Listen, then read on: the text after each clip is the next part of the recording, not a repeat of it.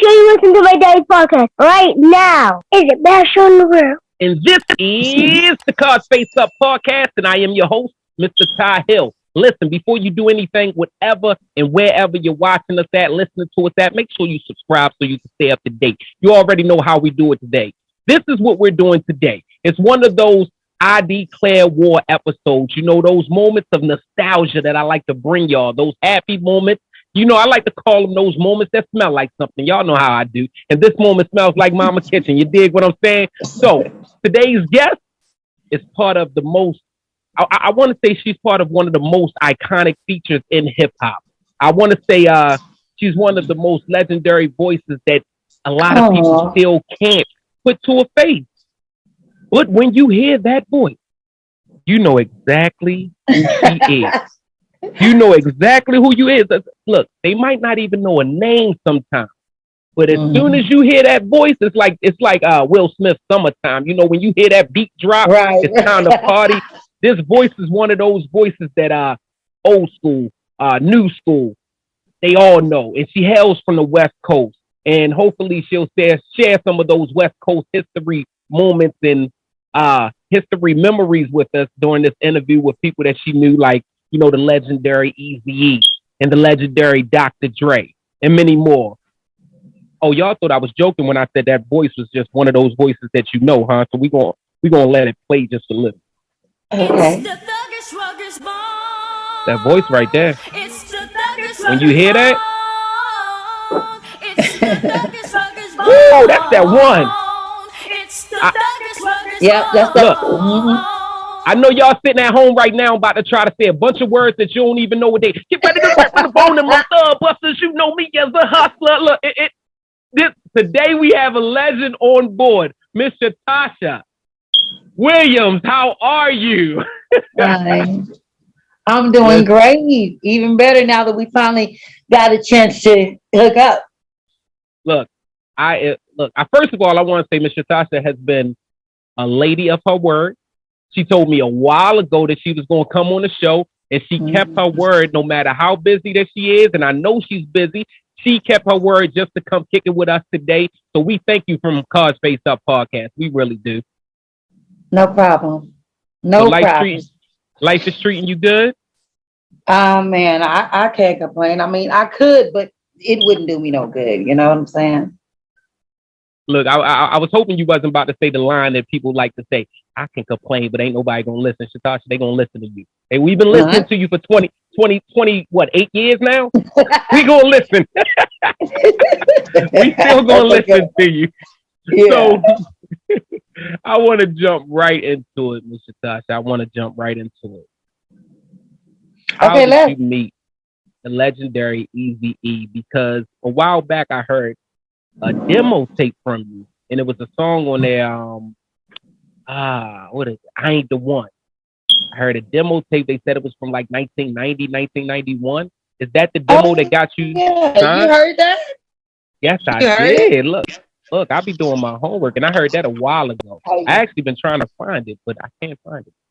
You know what? I'm gonna send it to you. I have it along with actually that I Ain't the One came from that was some music that was produced by Johnny J, you know, the same one that did tracks on Tupac, Tupac. and Candyman. He produced a lot of that stuff back in the days for me, but that came from a actual, you know, it was supposed to actually be released, you know, but we never, you know, got a chance to get around to that and everything. You know, this music industry can be up and down, but it was mostly, that was a song that I wrote. I wrote that song. I wrote I Ain't the One, and that's actually one of my favorite songs on there. I wrote that song when I was, I'm sorry about this light, but can you see me okay? No, you're good. You look beautiful. You're great. Okay, thank you. It was actually supposed to be on an album when I was, you know, with the Candyland band working and touring and everything, but you know, a lot of stuff happened, you know, back then, so it never got released. But I still have it in my catalog and my memoirs and everything. So I'll send it to you. Please do. Yeah, so is that demo how you landed on Ruthless or landed connected with Eazy? Not exactly. He probably heard. I mean, he probably heard it, but I did some. I was showcasing and doing shows and stuff in California during the time that I lived there. So my name was, it was kind of, getting around and everything. People were getting familiar with who I was. So, and like I said, we all grew up in the same, like, not too far, the same area. And, so it was like I could walk down the street and probably and, be like, hey, hey, E, hey, Dre, Mm. hey, Cube, it was like, Wow. like that. We kind of grew up together, kind of. No, but So they were this on is their this side is of, and I was on my this is side. during the NWA time. So you go back that far, and you've been around greatness for a long time. Yeah, pretty much. Okay, so Yeah, it was only destined for you to become the great woman that you are today. Um, thank you. so how did you end up on that iconic feature that we just spoke of? That iconic feature, it's the Thuggish Ruggish Bone. Right. How did you end up there? Okay, I'll tell you this. Now it's crazy. Okay, on Drink Champs, crazy, kind of like, kind of like got it, but it wasn't quite that way. Like me walking up to them, like, hey, it kind of happened like that because I had to find out where I was going. I had to find out that I was in the right place. But I had a friend of mine that had told me, hey, I need to give you this number because, Eric Easy has a new group that he's working on and want to put out. And he wants for you, to give him a call. Well, I get, I was with Candyman, what I'm saying, back in the days. And I did, remember the Knocking Boots Man? Mm-hmm. Yep. Right. So that's where a lot of, that's where a lot of my popularity came from too. But on this particular day, I was at the beauty shop and the guy that I know, a friend of mine, he was like, hey, you know what? Eric wants you to call him. You know what I'm saying? Because he has a group that he's working on. But I guess I don't think Bone didn't know about it because Easy and I talked before I came to the studio. So that whole thing about me walking up saying, hey, what y'all doing? What y'all working on? I'm a singer and all that, which is true and all of that happened. But I was trying to find out, make sure that I was in the right place. I was where I was supposed to be. So Okay, that's how okay. that came about. Yeah, word of mouth, and him. Easy actually just reached out to me. We talked. I got the information, and that's how I ended up going. Going there. Okay, okay. So take us back to 94, 95. I think that song released in 95. So I'm guessing y'all probably recorded 94. Take us back to that studio session. Was Bone Versus already recorded? Mm, Do you mm, mm, mm. remember? Let me see. Okay. So anyway, this is how that happened. All right. Um, their verses was not recorded. To my recollection, I don't think it's ever recorded. Now, I went in, let's take you back to the day of the studio. Okay, I walked up. I was like, what y'all doing out?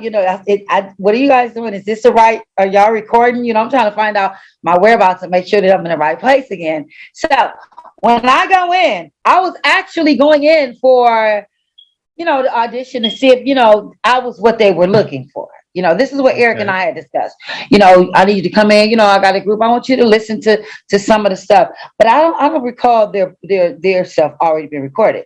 So he put on the track and I was like, okay, I can, I kind of, I can kind of vibe to that. So they told me the name of the song, and I was like, okay, so you want me to come in on the hook? So that's when I did Thuggish Ruggish Bone, a couple of times. I didn't even know that I was getting recorded. Because like I said, I went in for an audition. No, honestly, this is exactly how I went. I went in for an audition, right? And I had it down, I had the shit down. They was like, oh shit, that's fire. Everybody like, oh yeah, getting all excited. I'm like, so we know what y'all want to do, whatever, what you gonna go with it. So I mean, it was just coming so natural. I was like, damn, that shit fired myself. You know what I'm saying? I pat my back on the studio. I pat myself on the back a lot because in the studio, because I'll be like, damn, wow, did I just, especially when I really like something, I can just really just nail it. You know what I'm saying? And the way that the lyrics, I don't even get a chance to write nothing down until after I'm done. Because it's like my freestyle is cold blooded, especially when it comes to hooks and R&B. I'm just putting that out there. You know what I'm saying? It's Real just talk. not. Not. Talk your I'm a shit. writer. Oh, I can write my ass off. That's my passion. I've been doing that, writing poems. I wrote I Ain't the One when I was 13 years old. So, you can do the math pretty much. But yeah, that's how it went. And shit just started flowing. And then next thing they was like, say our names now, say our names now, put your name in it. At this point, everybody hyped. So I'm like, yeah, we got lay. I started going out with it. So that happened, that day. I didn't know, like I said, to my recollection, that I was not supposed to be getting recorded. I was just supposed to be finding out, that's what they like. So 2 weeks later, Okay. am I moving on now? You still, well, that's No, basically all that no, happened in the studio. Huh? you keep going. We loving this. We ain't never heard this. Keep going. Okay. So yeah, that's like I was saying, crazy story was right off, but a little off. So Eric already knew I was coming. So I'm sorry, Eazy E, he already knew I was coming. So I went in, I did my shit. Um, like I said, I didn't know that they were recording, but anyway, so well, we was kind of listen backward, but I didn't know that they were going to actually decide to use it. You know what I'm Hmm. saying? So 2 weeks later, well, a couple of days, I'm calling Eric, I'm calling Easy, like, damn, I wonder, what did they decide to do. So shit, 2 weeks later, it's like they calling me, talking about, pack your bags, we going to do the video. You gonna do the video with us? I'm like, I know 2 weeks later, I actually went in this order. Let me back up. I heard it on the radio. Somebody's like, Oh, girl, is that you on the radio with that new group, Eric? They jammed. I'm like, what? So I'm turning on the radio because I'm like, I had no idea, that they decided to go with my version of it.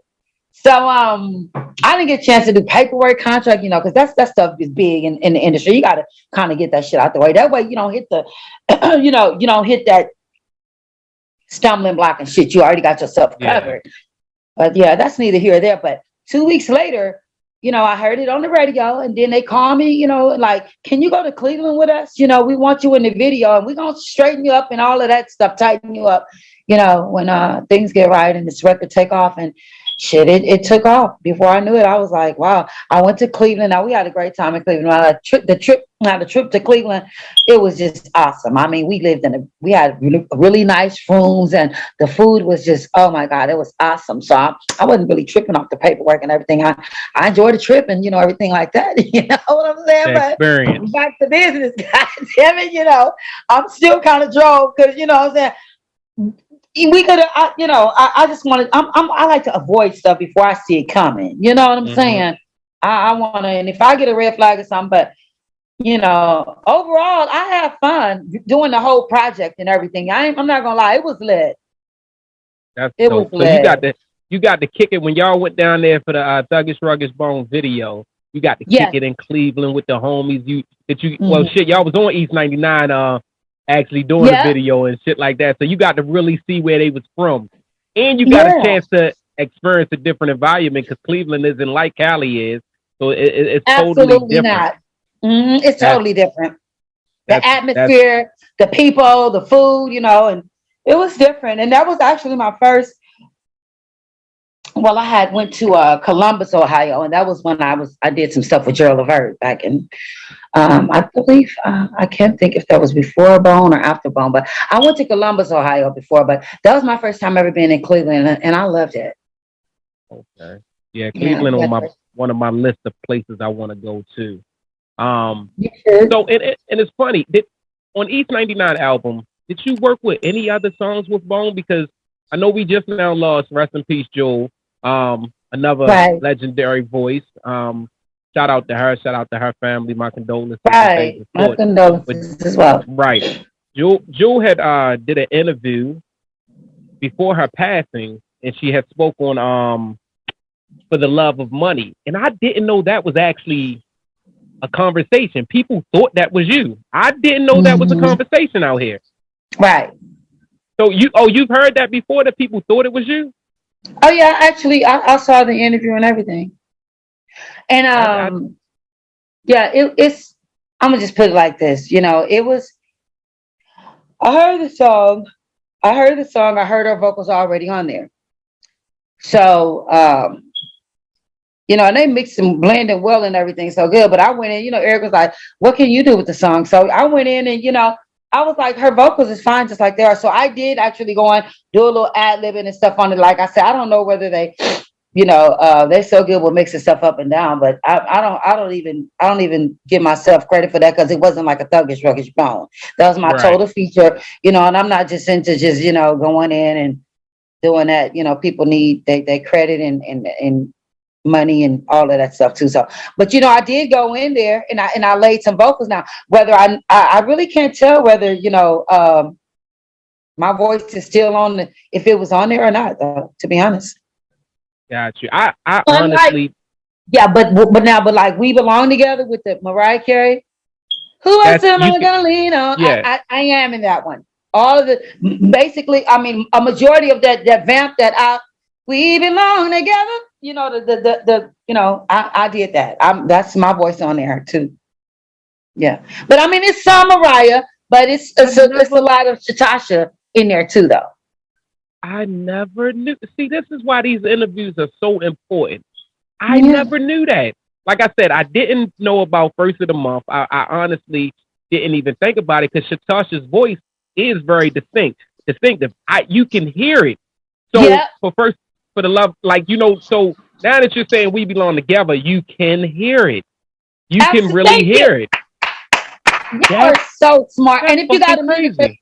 for real, if you got if your music, you can hear it. I'm not down to nobody, or nothing like that about, it is what it is. This is the music industry. And Look, it's one of those things like shit. You wonder why she called you bitch, Tupac. With you could still hear Faith in the background. You could still hear certain things. yeah, If and like you said, the mixes is so damn good, especially when credits don't want to go where credits belong. Um, they could mix that shit enough. yeah. Wow, that is crazy. So, and it's another thing that I think a lot of people don't know. In '96, you dropped a single, Afraid? Free. And Yeah. I just want to be free. Ooh, my whole Uh-huh. voice just now went out. Lord, free. I don't think most people knew that is you. Yeah, And it's why didn't we get a video for that? it is. I never seen no video for Free. What? Well, you gotta do some more surfing on the internet because it's on there. Let me see. Yeah, you know what? How about I'll send you the link to it I'm going to look.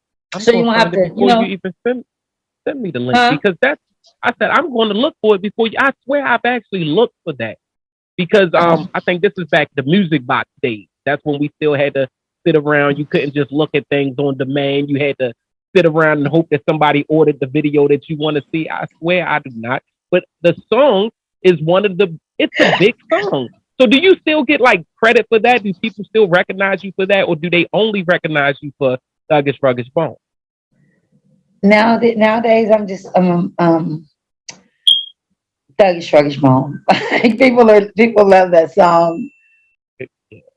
But Free They was don't like even one of those. recognize my. I got some other stuff on, Love Is and Nobody Like Me and Feelings. I have some more recordings on Mm-hmm. YouTube, some stuff that I wrote, but I mean, it's getting noticed, but people, they love Thuggish Ruggish Bone, man. That's a classic. But Free is definitely a Sunday Thank you. morning. Your mother waking you up, cleaning up. Free. Yeah. Free was probably too old for you when you did it. It was that's one of those grown up songs that you got to really be in that mood for that. You got a glass of wine type songs, or you cleaning up Sunday morning type songs. So wow. So what you released that under Ruthless, Yeah. and that's '96. So Mhm. Eric is deceased at this time, correct? Eric died Yeah. beginning of Yeah. Yeah. '96, right? Hmm. Okay, so your project after that, did it get a push? What happens after that point? You got Free. Free is jumping because I'm in Baltimore. So I Right. honestly, this is a whole different market and it was over here heavy. So what happens after Free? So after Free, I just I kind of went into I don't want to be bothered stage. I don't want to record. I don't want to, I'm not seeing any money off of anything that I've done. And, this is, this is not right. And I'm making phone calls to lawyers and record companies. And I just kind of just got like, I'm tired. You know what I'm saying? So I kind of like went into just a stage of not wanting to be bothered with the music. I even stopped writing for a little while. You know, I just became non-interested Wow. And this after is, I'm the passion. Huh? I'm guessing Tamika is in charge of the label at this time, so everybody's kind of having contract Yeah. disputes at this. Well, I never signed a contract. Oh, so that made it even. I mean, Yeah.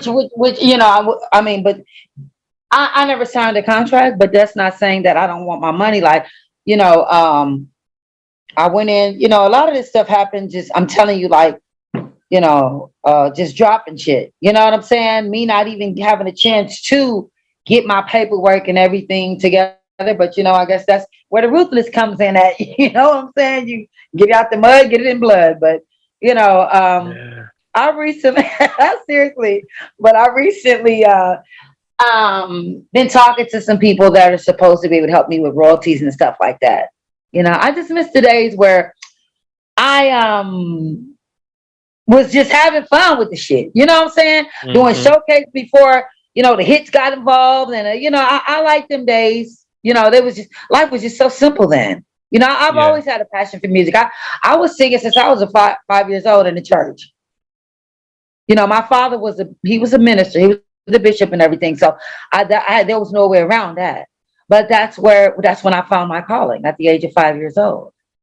And I loved it. And you know, and just, you know, and I hated that stage that I went through because, you know, like I said, that was my baby before I started having babies, you know, my Mm-hmm. music and my writing and everything. So yeah, it kind of shut me down, man. But, you know, it's not about how many times you fall, it's about how many times you get back up, you It know? is. It is. The triumphant stories that all our lives should show, right? Those Yeah, things, and absolutely. you've been Hmm. doing that. We seen you on Verzuz in December, Yeah. even though you told me you wasn't going. I talked to you right before Yeah. And see what I'm saying? Verzuz. But you know, a light came on like, come on, you gotta, you know, forgive, man. This could be a start because I was determined not to, you know, like why should I keep putting my neck on the line like that? And you know, and going to shows and you know and stuff and you know and I'm not where I want to be. I'm not getting the stuff that I want. Like that's not cool, man. You gotta stop letting people use you like that. But some told me like, you know, forgive, you know, like I said, and I'm just trying to fix this No, you're forgive good. and stuff like that. So yeah, I'm good. So I, you know, just came into that realization, and then my daughters and family was like, "Mom, you should go. It would be good for y'all to reunite. You know, you see the guys and stuff like that." So I was like, "Okay, I'm gonna go ahead and go."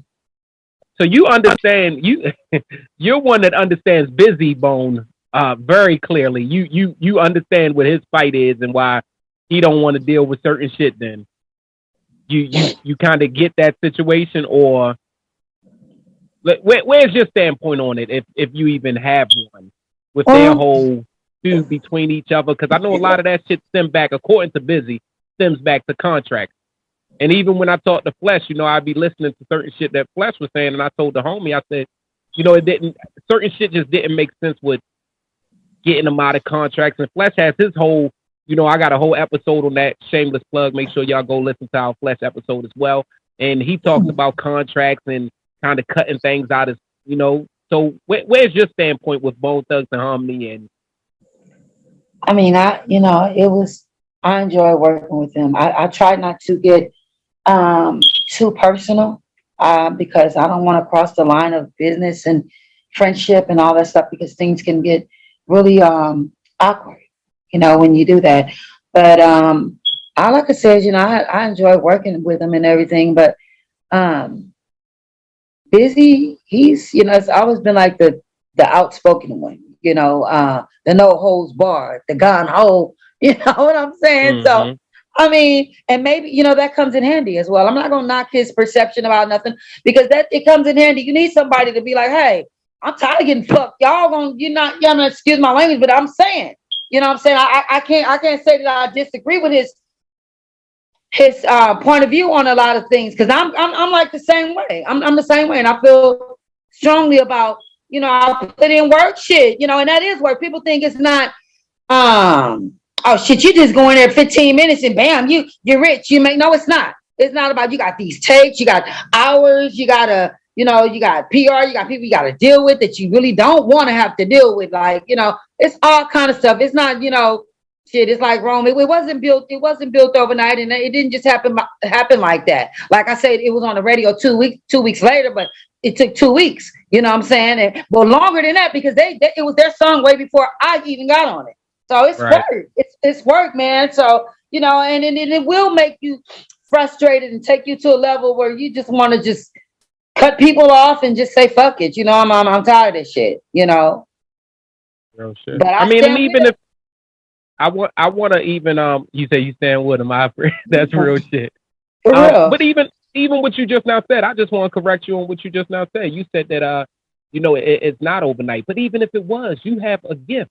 That's the gift that God gave you, and you're supposed to be paid appropriate for that damn gift. That's what God gave you. I can't go in there and sing it's the Thuggish Ruggish Bone. I can't go in there. You get what I'm saying? Because think about it. This has been, it's tried to be mimicked. I mean, everybody tries to mimic things. That's what music is. It hasn't been done. And again, 28 years later, we're still talking about Shatasha Williams. We're still talking about Bone Thugs and Harmony. We're still talking about that nostalgic moment from people like me that still bring that memory in your head. So yes, you should be paid greatly, or whatever the word is, abundantly, for your gift and your talent. So both of them work. Definitely. Shit, I say greatly and abundantly.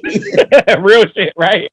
So let's all right. So speaking of, since we on Bizzy, we gotta go. We gotta discuss about the Verzuz. What was the feel at the Verzuz? You didn't stay the whole time, right? No. As a matter of fact, I got there like about 30 minutes before the show started. I mean, before it was time for me to go on stage. And immediately after I left. So, but I was there when 3-6 and I got to throw water and all of that shit. I was just in the back. I didn't, I was in the back in the dressing room. Okay, so you wasn't out there when all of that happened. So what was it like backstage? It was cool, man. Lil Eazy and my daughter, I'm Unique. She was there with me. Lil John was in the dressing room with us. A couple of more people. We was just, on chill mode, just waiting on one day. And I turned to go on stage, and as soon as that happened, my daughter and I, we left. Okay, you really ain't with all of the crowd and shit like that. I could dig it. That's when you know that you came in and you did your thing. Because Shatasha, you went out on that stage, you killed that shit. I'm so glad that they got some good videos of it, because me too. That damn Swiss Beats and Timberland. I'm gonna tell y'all what the hell I watched it on. I can't remember what I watched it on, but it kept clipping out. I'm like, what the hell is going on? Because I had heard you sing recently, so I knew your voice was still there. So it was clipping out and shit. I'm so glad they got some good footage up on. If you go on YouTube now, you could check her out coming out on the Verzuz stage. That voice sounds just like the fuck it did back in '95. I swear. The shit, it's scary. The shit is scary. That's why you should be paid, compensated very greatly, because when you could still do that shit this many years later, man, this is heaven's gift. So yes, you got a chance. Yes. You got a chance to kick it backstage with Lil Eazy. Shout out Lil Eazy, that's my guy. Oh my God, right. Shout out, yep. How did that feel? Because you and his father had a relationship, friendship, platonic type thing. I don't know people. It was scary. It was scary. It was like, damn. It was like, it was giving Easy. You know what I mean? It was giving Eazy E all day. I'm like, wow, this dude smiling like his father, looking like his father, sounding like him. I was just happy to just, you know what I'm saying? Because Eric and I, we chatted up a lot. Oh, we would talk. I even went over to his crib and we, kicked it, cooked a little bit, talked, but about the project and how he believed in me and he thanked me for being a part of it and everything like that. Eventually we got to that. But man, it was just like, I promise you, it was like Eric reincarnated. It was just him all over again. That's what it was given. Was that your first time actually being getting a chance to really politic, talk? Yeah, and we did a little bit. We talked a little bit briefly. That's dope. And in fact, I did mention it to him. I said, "Oh my God, you are looking so much like your father is scary, man. Like for real. And I just said, kind of shot, I miss him, because he was a. I don't. I go by facts. You know what I'm saying? I don't do rumors and what people got to say because the ruin of black celebrities is devastating, and Facts.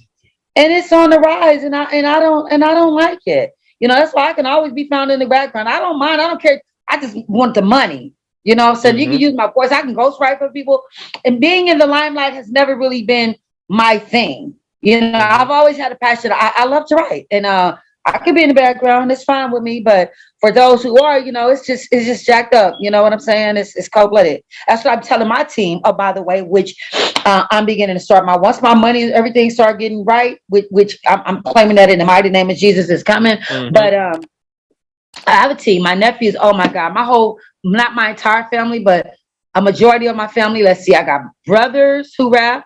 My nephew, Jewy Stupid. Jewy is cold on the beats. Okay. I got Mm. Brema, that's my niece. We got Solar B, Brandon, Marv Burgundy. Let me see. That's my brother, Marv Burgundy, and Slim Morrison. You can go, you check them out too. But I mean, we got good music. It's my camp. My camp is dope, man. And we come and we got some stuff that, we putting together. That's why I need them ends. I need that cash. So Hell I yeah. can go ahead and get the studio and, we can get this tour bus and start, introducing them and stuff, to the world. Along Got with you. Got myself. that's Along with that's myself. that's what the hell we need, Shatasha. That's what we need. I'm looking forward to your camp because again, I appreciate it, man. And we I and we ready. We ready. The streets ready for. They don't know it yet, but man, they ready for this. I'm telling you, we got, and it's fire. Ain't nobody lacking nowhere as an artist. I'm telling you, it just irks me because I feel like it should have been happened, but it's all about God's timing. But we gonna come with it soon. Just look for it's happening. Just expect it. plus I mean a foul ball can't hit us twice. So you know the game now. You know what to pay attention to. You know what to look for. So although you might have felt that it was supposed to happen, it happened as it was supposed to, so that you'll be able to catch that next Yeah. generation. And we about to look, Shatasha. We rocking with you. I want to get one last Thank thing you. because we were speaking about Easy and Eazy E. You also got a chance to talk to Easy before his passing inside Yeah, the hospital. I did. Can you tell us what that was like? It was sad. Even though he was sitting up there laughing and we talking, and I walked in the room and I said, "What are you doing in here?" Because he didn't really look. He wasn't, I guess it was just like, some my mom even did it. She was like glowing. The day was beautiful the day before she passed. So I can't just say he Mm. didn't. I don't think he was sick, or I don't think he died. I believe he was sick and died from AIDS and everything. But the conversation was just so full of life. He looked so full of life. And I went in, me, I'm like, what you doing in this bed? Get up. Ain't nothing wrong with you, jokingly. He started laughing. And I said, why didn't you say anything about I didn't know. You didn't even mention it to me. And he was just like kind of shy it off. He didn't answer and he got quiet. The room got quiet. I started staring out the window, turned my back and start just looking out the window to the sky. It was sad. And I turned back around to him, gave him a hug, and I said, you take care of yourself and you get better because, I ain't having this. You need to get up. You need to get your ass up this bed. And I ain't playing with you. What am I supposed to do? We got, what about the music? Mm-hmm. Like Real talk. shit. For real. Those are my exact words. I'm like, come on now. And that was it. I stayed for about 10, 15 minutes and I didn't want to, make him tired or nothing like that. So I just went ahead and Wow. And about how long after that did he pass? 2 days later. Rest in peace, Eric Wright, man. Absolutely. That's a Mhm. legend. I feel like Yeah. he's one of those people that the hip hop game missed. Um, Really, it seems like really. the attack is real. I feel like a lot of people that the hip hop game needs are deceased.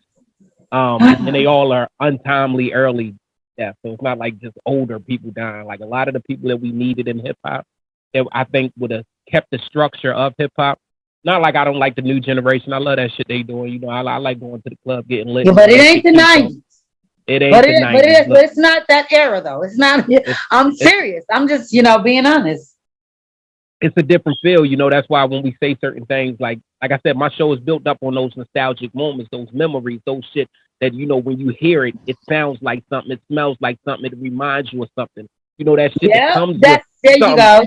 Yeah, something other than just the how intoxicated I was when I heard it last time. Like I'm talking about a real memory that it comes with. You remember what car you was in when it used to come on the radio. You know, music Right. is so accessible now, so it's like it's different, man. You had to really be waiting for shit. So I want to last thing I want to ask about because you told us what was coming up. You told us what you got planned, and if you have any more on that, please elaborate. But I want to get into True Stories by R.F. Griffin released a book that was a biography of you, right? Oh, And I you want remember to, that? You got it. Oh, yeah. yeah, Well, yeah. So, because I um, want the fan base to be able to know where they can find, because Shatasha, I think your story, again, as I said in the beginning, it's one of those, your voice is known. The person behind that, the face, the look, the real life person we don't have. So I want people to be able to get all of that, and that was the point of my interview, and that was the point of. I mean, tell us about what the book is. I know it was Harmony to the Bone. yeah, R.S. Griffin. It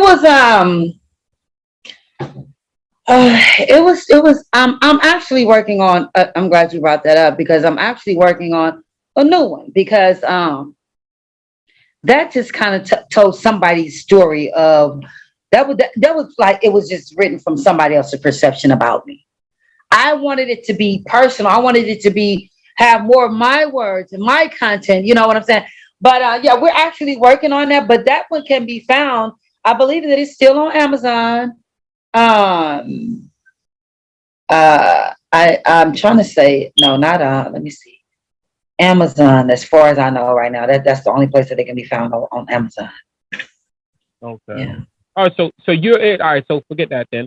You have one coming up with your personal, like you first person writing. Yeah. Okay, so we're gonna be waiting for that. Y'all be on the lookout for Shatasha Williams. And listen, if you need any help over here, we do have a publishing company. You feel me? So let me Oh, know. I didn't know. Extraordinary Publishing. New York Times bestseller. So we can look out for you and help you with whatever you need on that. But either way, we're Cool. waiting. We're waiting for the family. We're waiting for all those names she just named. Yeah. Make sure y'all rewind this video back and go Please do. search each last one of those names that she just named because we know they coming. Look, she stayed around for 28 damn years.